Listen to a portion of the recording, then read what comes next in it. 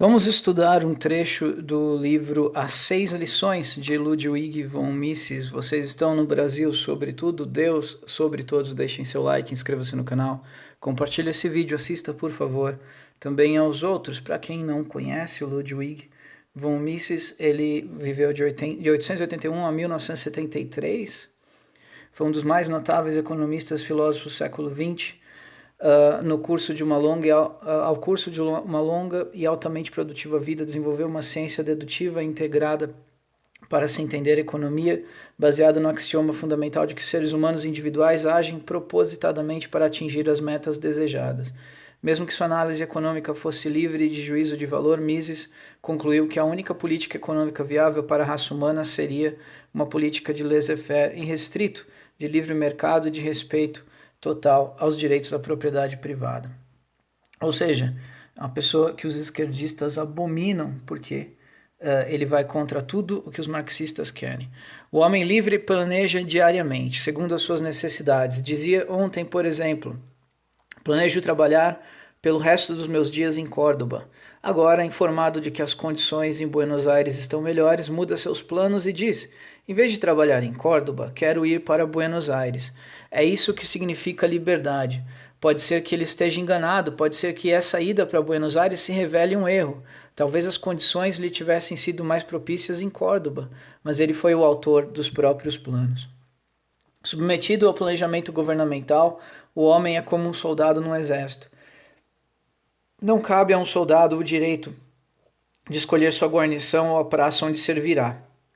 Cabe-lhe cumprir as ordens. E o sistema socialista, como sabiam e admitiam Karl Marx, Lenin e todos os líderes socialistas, consiste na transposição do regime militar e todo o sistema de produção. Marx falou de exércitos industriais e Lenin impôs a organização de tudo: o correio, as manufaturas, os demais ramos industriais. Então, percebam por isso o desespero dos esquerdistas quando a gente pensa em privatizar os Correios, por exemplo.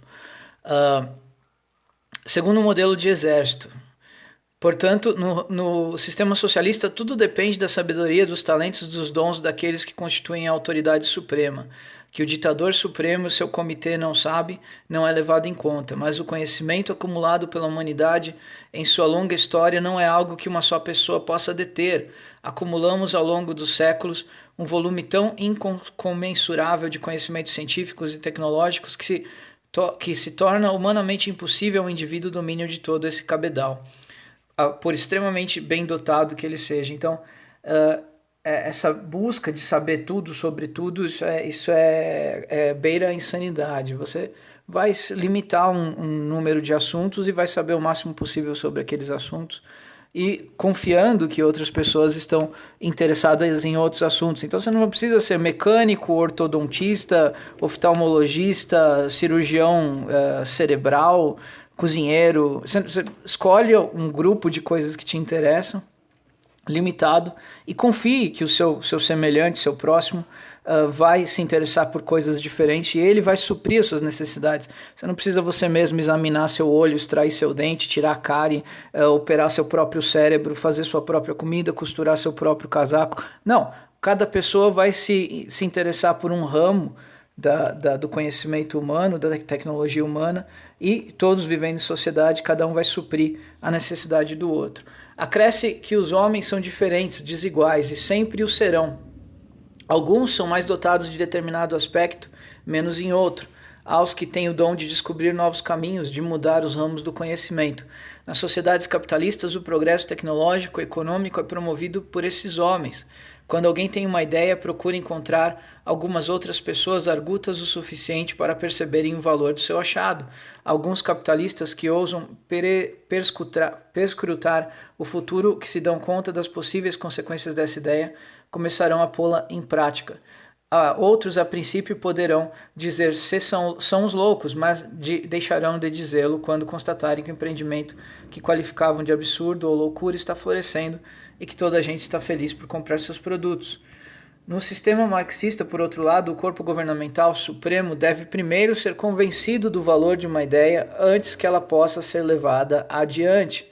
Isso pode ser algo muito difícil, uma vez que um grupo detentor do comando ou o ditador supremo em pessoa tem o poder de decidir. E se essas pessoas, por razões de indolência, senilidade, falta de inteligência ou instrução, forem incapazes de compreender o significado da nova ideia, o novo projeto não será executado. Podemos evocar alguns exemplos da história militar. Napoleão era indubitavelmente um gênio em questões militares. Não obstante, viu-se certa feita diante de um grave problema. Sua incapacidade de resolvê-lo culminou na sua derrota e o subsequente exílio na solidão de Santa Helena. O problema de Napoleão podia se resumir a uma pergunta: como conquistar a Inglaterra? Para fazê-lo, precisava de uma esquadra capaz de cruzar o Canal da Mancha. Houve então pessoas que lhe garantiram conhecer um meio seguro de levar a cabo aquela travessia. Essas pessoas, numa época, em embarcações à vela, traziam a nova ideia de barcos movidos a vapor. Napoleão não compreendeu a sua proposta. Houve o famoso Generalstab da Alemanha. Antes da Primeira Guerra Mundial, o Estado-Maior alemão era universalmente considerado insuperável em ciência militar. Reputação análoga tinha o Estado-Maior do General Foch na França, mas nem os alemães nem os franceses, que sob o comando do general Foch derrotaram posteriormente os alemães, perceberam a importância da aviação para fins militares. O Estado-Maior alemão declarava: a aviação é um mero divertimento, voar é bom para os desocupados. Do ponto de vista militar, só zeppelins têm importância. E os franceses eram da mesma opinião. Zeppelins eram aqueles balões enormes que existiam, acho que há 2 séculos atrás, no final do século XIX, etc, etc. Mais tarde, no intervalo entre 2 guerras mundiais, nos Estados Unidos, um general se convenceu de que a aviação seria de extrema importância na guerra que se aproximava, mas todos os peritos do país pensavam o contrário. Ele não conseguiu convencê-los. Sempre que tentamos convencer um grupo de pessoas que não depende diretamente da solução do problema, o fracasso é certo. Isso se aplica também aos problemas não econômicos. Muitos pintores, poetas, escritores e compositores já se queixaram de que o público não reconhecia sua obra e que os obrigava a permanecer na pobreza. Não há dúvida de que o público pode ter julgado mal, mas quando promulgam que o governo deve subsidiar grandes artistas, pintores e escritores, esses artistas são completamente errados. A quem deveria o governo confiar a tarefa de decidir se determinado estreante é de fato um grande pintor? Teria de se valer da apreciação dos críticos, dos professores de história de arte, que sempre voltados para o passado até hoje, deram raras mostras de talento no que tange a descoberta de novos gênios. Essa grande diferença entre o sistema de planejamento e um sistema em que é dado a cada um a planejar e agir por conta própria. Praticamente a gente não precisaria nem explicar nada. O texto, na minha opinião, libertador. Eu acho difícil uma pessoa ler isso e continuar sendo esquerdista. Mas é muito simples. A verdadeira liberdade ela só existe num sistema capitalista. A liberdade, primeiro, como disse o Mises, de você sair de Córdoba e ir para Buenos Aires, sair de Belo Horizonte e ir para São Paulo, sair de Campinas e ir para Amparo, enfim, não importa. A liberdade de se locomover, a liberdade de trocar de carreira, liberdade de empreender. Pô, e se eu comprar uma máquina e começar uma pequena indústria, e se eu comprar um carrinho de cachorro-quente e começar uma empresa de vender cachorro-quente, se eu comprar uma máquina de costura e virar uma costureira, enfim, a liberdade de fazer absolutamente qualquer coisa que você queira. Se, eu aposentei como servidor público, agora eu vou fazer medicina, eu tenho 60 anos, vou terminar aos 67 a faculdade, se eu viver até os 80 eu vou exercer por 13 anos. Você não é obrigado a fazer nada disso, mas no sistema capitalista, no sistema de livre iniciativa, o senhor pode fazer qualquer uma dessas coisas, a senhora pode fazer essas escolhas, pode estar até errado, tem essa liberdade, mas você não é dependente de um Estado que te diz o que pode e não pode fazer. Por exemplo, nós estamos vivendo no Brasil agora a quarentena, estamos sentindo o gosto do socialismo, o amargo gosto do socialismo na nossa boca. As igrejas estão fechadas, os cinemas estão fechados, os restaurantes estão fechados, até onde eu sei, as praias estão fechadas. Nós estamos encarcerados na própria casa, estamos em prisão domiciliar, muito mais do que os grandes corruptos, porque eles têm dinheiro para ir para uma praia particular, para um resort especial que burlou as leis. Nós não temos as condições de nos libertar dessas formas.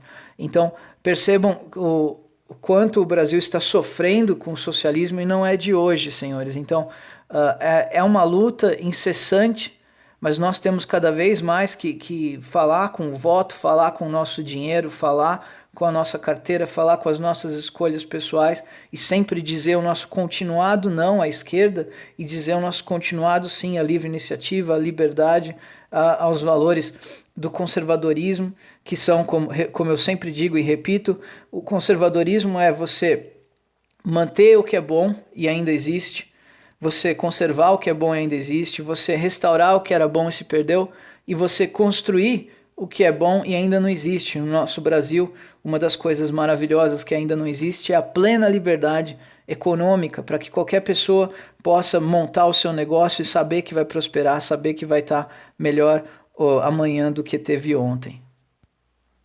Se você gosta do canal e gostaria de ajudar o Brasil, sobretudo, a crescer, você pode clicar nesse link que tem na descrição de todos os vídeos e entrar na loja da Amazon. Lá vocês encontram vários produtos, encontram celulares, câmeras, computadores, jogos de videogame, livros, podem comprar inclusive gêneros alimentícios como açúcar, café, chocolates, etc. E se os senhores assinarem o Prime Video por R$ 9,90 por mês, vocês têm frete grátis nos produtos da loja e ainda ganham a Amazon Music, que é como se fosse o Spotify da Amazon.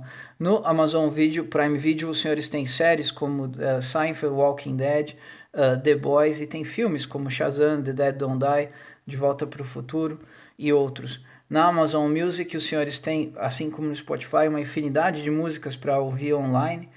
Os senhores também podem baixar os seus álbuns favoritos, salvá-los, e se quiserem baixar offline para poder ouvir depois, basta baixar o seu álbum favorito, a sua música favorita, e depois ouvir sem Wi-Fi, baixa direto no celular. E de graça ainda vem o Kindle. O Kindle é um aplicativo para ler livros ou e-books, e se você assinar o Prime Video, você tem o Prime Reading, que são centenas de livros gratuitos para você baixar, ler à vontade, o quanto quiser, sem se preocupar em pagar absolutamente nada por isso. Basta já ser cliente do Prime Video. Então, se você quiser ajudar o canal, entre na Amazon, compre algum produto ou assine o Prime Video. Eu recomendo que assine o Prime Video porque é como se fosse o Netflix, mas é bem mais barato, R$ 9,90, e ganha de brinde o Amazon Music, o Kindle e o frete grátis na loja inteira para sempre.